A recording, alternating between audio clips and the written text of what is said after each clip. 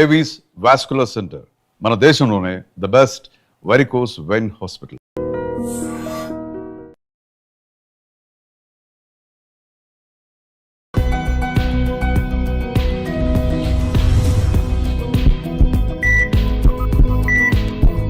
నమస్తే, welcome to healthy conversations with IT media. నేను మీ ఝాన్సీ. సో ఈరోజు మనతో ఉన్నారు వంటింటి చిట్కాలకు కీరపడ్డసైన మధుసూదన్ శర్మ గారు. 40 ఏళ్లకు పైగా ఆయుర్వేద వైద్యాన్ని అందిస్తున్నారు. మరి షుగర్ గురించి మనం మాట్లాడుకున్నట్లయితే చాలా వీడియోస్ చేయడం, అవేర్నెస్ కల్పించడం జరిగింది. కానీ ఇప్పుడు షుగర్ లెవెల్స్ అనేవి ఎలా మెయింటైన్ చేసుకోవాలి, దాంతో పాటుగా HbA1c అనేది చాలామందికి ఏంటంటే చాలా ఎక్కువగా ఉంటుందన్నమాట.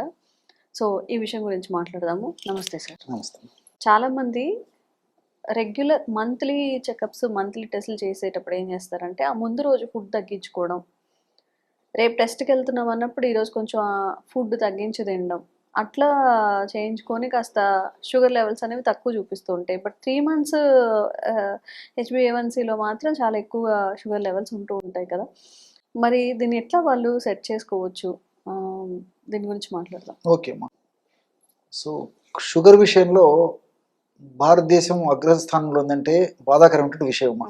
ప్రపంచంలోనే మనం చాలా ముందంజలు ఉన్నాం. భారతదేశంలో కూడా మరి దక్షిణ భారతదేశాలు మరీ ముందంజలు ఉండడం కూడా మరింత బాధాకరమైనటువంటి విషయం. ఏది ఏమైనప్పటికీ అనేక రకాలైన కారణాల రీత్యా రోజు రోజుకు షుగర్ వ్యాధిగ్రస్తుల సంఖ్య మరి వేలు దాటేటువంటి పరిస్థితి కూడా ఏర్పడుతుంది. షుగర్ వ్యాధి రాకుండా చూసుకోవడం మంచిది. అథవా అవగాహన లోపంతో, ఆరోగ్య స్పృహ లేకపోవడం చేత, కొన్ని తెలిసి తెలియక చేసేటువంటి తప్పిదాల వల్ల షుగర్ వ్యాధి వచ్చినప్పటికీ ఎటువంటి పరిస్థితుల్లో ఏమరపాటు పడకుండా, నిర్లక్ష్యం వహించకుండా ఖచ్చితంగా నియంత్రణ ఉంచుకోవడం చాలా చాలా అవసరం. ఇది వైద్య ప్రపంచం నొక్కి వక్కాణించేటువంటి మాట. కానీ ఈ రోజుల్లో మరి షుగర్ చిన్న వయసులోనే షుగర్ రావడము ఒక బాధాకరమైన విషయం అయితే, వచ్చినటువంటి షుగర్ కూడా ఒక పట్టాన్ని లొంగడం లేదు. సో షుగర్ రక్తంలో పెరిగే కొద్దీ వైద్యులకు వెళ్ళినప్పుడు మరి మామూలుగా ఉపయోగించేటువంటి మందులకు తోడు ఆ యొక్క మందులను డోస్ పెంచడం కానీ, లేకపోతే ఆ యొక్క మందులకు మరిన్ని మందులు తోడు చేసి ఇవ్వడం కానీ, మరీ తప్పని పరిస్థితుల్లో ఇన్సులిన్ వాడడం కానీ, మరి షుగర్ నియంత్రణలో ఉంచుకోవడమే కాన్సెప్ట్ కాబట్టి, టార్గెట్ అదే కాబట్టి తప్పని పరిస్థితుల్లో వైద్యులు కూడా మరి ఇలాంటి ఔషధాలు వాడుకోవాల్సిన పరిస్థితి ఏర్పడుతుంది. కానీ కొంతమందిలో ఎన్ని రకాల మందులు వాడినప్పటికీ కంట్రోల్ అయ్యేటువంటి పరిస్థితి కూడా ఉండడం లేదు. ఏది ఏమైనప్పటికీ ఆహారపరంగా జాగ్రత్తలు తీసుకోవాలి, ఔషధపరంగా మంచి ఔషధాలు వాడుకోవాలి. అదేవిధంగా విహారం అంటే ఏదో ఒక ఎక్సర్సైజ్ ఉండాలన్నమాట. ఈ 3 పాటించినప్పుడే షుగర్ను కరెక్ట్గా నియంత్రించుకోవడానికి వీలవుతుంది. అంతేగాని నేను ఏదో ఆహార నియమాలు పాటిస్తున్నా అంటే ప్రాథమిక దశలో ఉండేటువంటి పరిస్థితి అయ్యి కొద్ది గొప్ప ఉండే పరిస్థితి పర్లేదు, కానీ మరి పూర్తి ఎక్కువ స్థాయిలో ఉన్నప్పుడు మాత్రం తప్పనిసరిగా అవసరాన్ని బట్టి మందులు కూడా వాడుకోవాల్సి వస్తుంది అనమాట. కాబట్టి పరిస్థితిని బట్టి వాళ్ళు ఆ నియమాలు పాటిస్తుండాలి. ఆహార పరంగా మనం ఆలోచించినట్లయితే పుల్కాలు తీసుకోవడం మంచిదమ్మా. అంటే మల్టీగ్రెయిన్ పుల్కాలు 1 కానీ 2 కానీ పుల్కాలు తీసుకొని ఆ పుల్కాలని వాడుకోవడం వల్ల ఈ షుగర్ వ్యాధి నియంత్రణలో ఉంటుంది. ఆ యొక్క ప్రభావం చేత HbA1c కూడా కంట్రోల్లోకి వచ్చేదానికి అవకాశం ఉంటుంది అనమాట. మరి ఈ మల్టీగ్రెయిన్ ఎలా వాడుకోవాలంటే, మల్టీగ్రెయిన్ రోటీని 2 లేదా 3 రోటీలు తయారు చేసుకోవాలంటే, ఫర్ ఎగ్జాంపుల్ ఉదాహరణకి ఒక రోటీకి ఒక 1 టీ స్పూను, మ్యాక్సిమం ఒక 2 టీ స్పూన్ వరకు కసూరి మేతి కలపాలమ్మా. అంటే మల్టీగ్రెయిన్ పిండి తీసుకుంటాం కదమ్మా, అందులోనే కసూరి మేతి అంటే ఏం లేదు, మెంతి ఆకుమా, ఎండించినటువంటి మెంతి ఆకునే కసూరి మేతి అనేటువంటి పేరుతో పిలుస్తుంటారు. ఇది ఉత్తర భారతదేశంలో, నార్త్ ఇండియాలో చాలా ఫేమస్ అనమాట. మన సైడ్ చాలా మందికి తెలియకపోవచ్చు, మనకు మార్కెట్లో దొరుకుతుందమ్మా. కసూరి మేతి అంటే ఇస్తారనమాట. 1 నుంచి 2 స్పూన్లు ఆ పిండిలో కలిపేసేసి కాస్త నానబెట్టేసేసి వాటిని పుల్కాలు కానీ, రోటీలు కానీ, చపాతీలు కానీ ఏ పద్ధతిలో తయారు చేసుకుని వాడుకుంటారో ఆ పద్ధతిలో వాడుకోవడం వల్ల చాలా చక్కటి ప్రయోజనం చేకూరుతుంది. ఎందుకంటే ఈ కసూరి మేతిలో కూడా ఫైబర్ ఎక్కువగా ఉంటుంది. అదేవిధంగా షుగర్ను తగ్గించేటువంటి అనేక రకాల రసాయన పదార్థాలు ఉండడం చేత ఇన్సులిన్ రెసిస్టెన్స్ బాగా తగ్గిపోయి ఇన్సులిన్ సెన్సిటివిటీ పెంచేందుకు ఈ కసూరి మేతి చాలా చక్కగా ఉపయోగపడుతుందమ్మా. కాబట్టి కసూరి మేతిని ఆ పద్ధతిలో వాడుకోవాలి. దాంతోపాటు ఆహారం తీసుకున్న తర్వాత రోజు 2 సార్లు ఒక చిన్న కప్పు మంచి పెరుగులో, అంటే పెరుగు కూడా ఫ్రిడ్జ్ నుంచి తీసినది వెంటనే వాడకుండా, ఫ్రిడ్జ్ నుంచి బయటికి తీసిన తర్వాత గది ఉష్ణోగ్రత వచ్చిన తర్వాత అలాంటి పెరుగులో 1 టీ స్పూను ఈ మెంతులను వేయించి చేసినటువంటి పొడి కలుపుకొని తీసుకోవాలమ్మా. ఉమ్, కాబట్టి మెంతుల పొడి అలాగే వాడినా నీటిలో కలిపి వాడినా కొద్దిగా చేదు అనిపించవచ్చు, కానీ మరి ఆ క్వాంటిటీ పెరుగుతో మెంతి పొడి కలపడం వల్ల అంత తీసుకోలేనంత ఇబ్బంది అయితే ఉండదమ్మా. ఓకే. కాబట్టి అంత మరీ అవసరం అయితే కాస్త ఇలాచి పౌడర్ కూడా కలుపుకోవచ్చు. ఉమ్, కాబట్టి అంత ఇబ్బంది అయితే ఉండదమ్మా. చాలా మందికి చెప్తుంటాం, వాడుతుంటారు కదమ్మా. ఉమ్, బట్ ఆ ఫీడ్బ్యాకే మీకు నేను ఇవ్వడం కూడా జరుగుతుంది అన్నమాట. ఓకే. సో 2 times ఆ విధంగా ఈ యొక్క కప్పు పెరుగులో 1 టీ స్పూను ఉమ్, మెంతులను వేయించేసినటువంటి చూర్ణం పొడి కలిపేసి తీసుకోవాలి. ఉమ్, మెంతులు మరి అనేక పరిశోధన సంస్థల్లో కూడా జరిగినటువంటి పరిశోధనలు కూడా ఈ మెంతులు షుగర్ వ్యాధిని చక్కగా నియంత్రిస్తాయని చెప్పేసి కూడా ఉమ్, పరిశోధన కూడా రుజువైందమ్మా. ఓకే. భవిష్యత్తులో వచ్చేటువంటి పరిణామాలను కూడా రాకుండా త్వరగా రాకుండా ఉండేందుకు కూడా మెంతులు సహాయపడతాయని చెప్పేసి కూడా పరిశోధనలో నిరూపితమైంది. ఉమ్, ఉదాహరణకు హైదరాబాద్లో ఉన్నటువంటి జాతీయ పోషకాహార సంస్థ వాళ్ళు కూడా ఈ మెంతుల మీద పరిశోధనలు చేసి సమర్థవంతంగా ఈ షుగర్ వ్యాధికి చక్కగా ఉపయోగపడుతుందని చెప్పేసి కూడా వాళ్ళు కూడా నిరూపించడం జరిగిందమ్మా. ఓకే. కాబట్టి ఈ కసూరి మేధిని వాడుకోవాలి, ప్లస్ మెంతులను కూడా ఈ పద్ధతిలో వాడుకోవాలి. ఉమ్, దీంతో పాటు రోజు 2 సార్లు ఆహారం తర్వాత ఒక 10 నిమిషాలు లేదా 15 నిమిషాల తర్వాత ఉమ్, పావు టీ స్పూన్ నుంచి మ్యాక్సిమం 1/2 టీ స్పూన్ వరకు ఈ ఉసిరిక పొడమ్మా. ఉమ్, పావు టీ స్పూన్ నుంచి 1/2 టీ స్పూన్ వరకు ఉసిరిక పొడి పల్చటి మజ్జిగలో. ఉమ్, మజ్జిగ ఎంత పల్చకుంటే అంత మంచిదమ్మా. ఉమ్, చిక్కటి మజ్జిగ పనికిరాదు, తాజా మజ్జిగ ఉండాలి, కానీ మరీ పులుపు మజ్జిగ పనికిరాదు.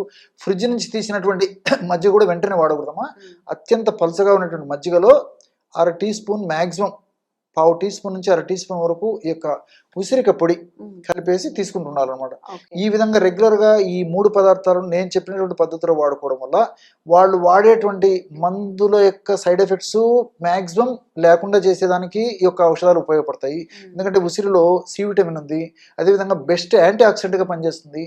దీంతోపాటు ఈ ప్యాంక్రియాస్ దెబ్బతినకుండా ప్యాంక్రియాస్ను రక్షించేందుకు కూడా, ఎందుకంటే ప్యాంక్రియాస్ నుంచి ఇన్సులిన్ ఉత్పత్తి అవుతుంటుంది కాబట్టి ప్యాంక్రియాస్ని రక్షించేందుకు ఉసిరిక చాలా చక్కగా ఉపయోగపడుతుంది. దీంతోపాటు ఉసిరికలో ఉన్నటువంటి అనేక రకాల రసాయన పదార్థాలు ఇన్సులిన్ సెన్సిటివిటీని బాగా పెంచుతాయమ్మా. ఉమ్, సో ఎప్పుడైతే ఇన్సులిన్ సెన్సిటివిటీ పెరుగుతుందో అప్పుడు రక్తంలో ఉన్నటువంటి చక్కెర కూడా చెక్క కణంలోకి వెళ్ళేందుకు ఉపయోగపడుతుంది అనమాట. ఉమ్, కాబట్టి ఈ ఉసిరికలో ఇలాంటి అనేక రకాల రసాయన పదార్థాలు చాలా సమర్థవంతంగా ఉపయోగపడతాయి.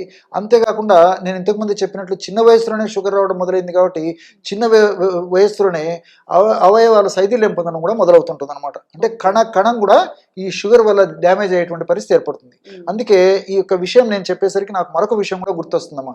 అస్వాస్థ్యం సర్వగాత్రేషు అని చెప్పేసి మన మహర్షులు చెప్పడం జరిగింది. ఉమ్, అంటే షుగర్ వ్యాధి వల్ల అస్వాస్థ్యం సర్వగాత్రేషు. ఉమ్, అస్వాస్థ్యం అంటే అనారోగ్యం, ఉమ్, స్వాస్థ్యం అంటే ఆరోగ్యము, అస్వాస్థ్యం అంటే అనారోగ్యం. ఉమ్, సర్వ అంటే సర్వం, గాత్రం అంటే శరీరం. So okay. సమస్తమైనటువంటి శరీరంలో అవయవాలు, అంగాలు, కణజాలాలు ప్రతి ఒక్కటేమా. ఉమ్, సో దీనివల్ల వ్యాధిగ్రస్తం అవుతాయని చెప్పేసి వాళ్ళు సూక్ష్మంగానే ఆ రోజే చెప్పడం జరిగింది అనమాట. ఓకే. కాబట్టి మీరు ఈ రోజు కూడా గమనించండి, షుగర్ వ్యాధి నియంత్రణ లేకపోతే తలకు సంబంధించిన జబ్బులు వస్తాయి, మెదడుకు సంబంధించినటువంటి జబ్బులు వచ్చేటువంటి పరిస్థితి ఏర్పడుతుంది, గుండెకు సంబంధించినటువంటి జబ్బులు వస్తాయి, రక్తనాళాలకు సంబంధించినటువంటి సమస్యలు వస్తాయి, ఉమ్, నరాలకు సంబంధించినటువంటి జబ్బులు వస్తాయి, పేగులకు సంబంధించినటువంటి జబ్బులు వస్తాయి, ఉమ్, కంటికి సంబంధించినటువంటి జబ్బులు వస్తాయి, మూత్రపిండాలకు సంబంధించినటువంటి జబ్బులు వస్తాయి, చర్మానికి సంబంధించినటువంటి సమస్యలు వస్తాయి. వీటినన్నింటినీ ఎదుర్కోవాలి. షుగర్ వ్యాధి కంట్రోల్ ఉండాలి, ఈ జబ్బులు రాకుండా ఉండాలి, వచ్చినటువంటి జబ్బులు కూడా ప్రమాదకరంగా పరిణమించకుండా ఉండాలంటే ఉసిరిక పెట్టింది పేరమ్మా. ఉమ్, కాబట్టి ఉసిరికకు అంత శక్తి ఉందన్నమాట. కాబట్టి అమృత అనేటువంటి పేరు కూడా ఉంది. ఉమ్, అంటే మృతమయ్యేటువంటి శరీరాన్ని నుంచి కూడా కాపాడి ఆ మృతత్వాన్ని కాపాడి అమృతత్వాన్ని చేకూరుస్తుందని చెప్పేసి ఆ పేరు కూడా ఉసిరిక ఇవ్వడం జరిగిందనమాట. అంటే అంత అద్భుతమైనటువంటి ఔషధ గుణాలు ఉసిరిక సొంతం కాబట్టి ఉమ్, షుగర్ వ్యాధిగ్రస్తులు ప్రతి ఒక్కరు కూడా వాళ్ళు వాడేటువంటి ఔషధాలు, వైద్యులు సూచించిన మేరకు వాళ్ళు చెప్పేటువంటి ఔషధాలు వాడుకుంటూ ఈ యొక్క ఔషధాన్ని వాడుకోవడం వల్ల కూడా ఉమ్, ఇంతకుముందే మీరు అన్నట్లు షుగర్ వ్యాధి నియంత్రణలో ఉంటుంది. అదేవిధంగా ఈ కాంప్లికేషన్స్ రాకుండా ఉంటాయి. చక్కటి జీవన విధానం వాళ్ళు పాటించడం వల్ల, ఈ యొక్క ఔషధాన్ని కూడా వాడుకోవడం వల్ల నిండు నూరేళ్ళు చక్కటి ఆరోగ్యాన్ని వాళ్ళని సొంతం చేసుకోవడానికి అవకాశం ఉంటుంది. కాబట్టి ఈ యొక్క ఔషధం వల్ల అన్నీ మనకు సైడ్ బెనిఫిట్స్ ఉంటాయి, ఎలాంటి సైడ్ ఎఫెక్ట్స్ ఉండవు. కాబట్టి మరి దీర్ఘకాలం పాటు వాడినప్పటికీ అన్నీ మనకు ప్రయోజనాలు చేకూరుతాయి. కాబట్టి అందరూ వాడుకోదగ్గ దివ్యమైనటువంటి ఔషధం ఏదంటే ఈ ఔషధం చెప్పుకోవచ్చు. కాబట్టి ఈ ఔషధాన్ని మరి నేను చెప్పేది ఏంటంటే ఈ ఔషధాన్ని వాడుకుంటూ మరి ఈ వైద్యులు సూచించే మేరకు పరీక్షలు చేయించుకోవడం వల్ల వాళ్ళు కూడా షుగర్ ఎప్పుడైతే తగ్గిపోతుందో కంట్రోల్లోకి వస్తుందో ఔషధాలు కూడా తగ్గిస్తారు. ఆ ఔషధాల వల్ల మరి సైడ్ ఎఫెక్ట్స్ కూడా రాకుండా ఉండడానికి అవకాశం ఏర్పడుతుంది. కాబట్టి మల్టిపుల్ బెనిఫిట్స్ ఉంటాయి. కాబట్టి ఈ పద్ధతిలో నేను చెప్పినటువంటి ఆహార ఔషధాలను వాడుకోవడం వల్ల చక్కటి ఆరోగ్యం, నిండు నూరేళ్ళు మంచి ఆరోగ్యవంతమైన జీవితాన్ని గడపడానికి అవకాశం ఏర్పడుతుందమ్మా. సో రోజు రోజుకి షుగర్ పేషెంట్స్ పెరిగిపోతున్నారు. అండ్ ఈ అలోపతి మెడిసిన్స్ వాడడం వల్ల లాంగ్ రన్లో చాలా ఇష్యూస్ అనేవి ఫేస్ చేస్తున్నారు. మరి ఎలాంటి సైడ్ ఎఫెక్ట్స్ లేకుండా ఆయుర్వేదంలో షుగర్ని కంట్రోల్ చేసే మెడిసిన్స్ ఉన్నాయా? ఎలా వాడాలి? ఎక్కడ దొరుకుతాయి? సైడ్ ఎఫెక్ట్స్ లేకుండా సైడ్ బెనిఫిట్సే ఇంచుమించు 190%, 99% వరకు ఆయుర్వేద మందుల వల్ల ఉంటుందమ్మా.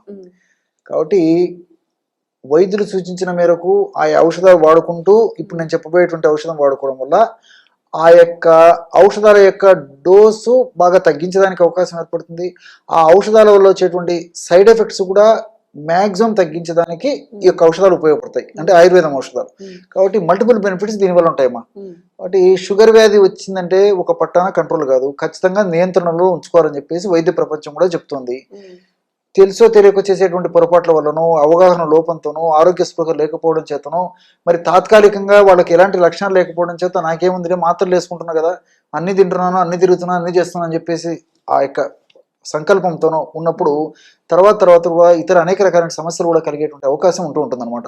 మరి ఈ నేపథ్యంలో తక్కువ కృత్రిమ ఔషధాలతో పాటు అద్భుతంగా పనిచేసేటువంటి ఆయుర్వేద ఔషధాలను కూడా, ప్రకృతిలో దొరికేటువంటి ఔషధాలను కూడా జోడించి వాడినప్పుడు మల్టిపుల్ బెనిఫిట్స్ కలుగుతుంటాయి అన్నమాట.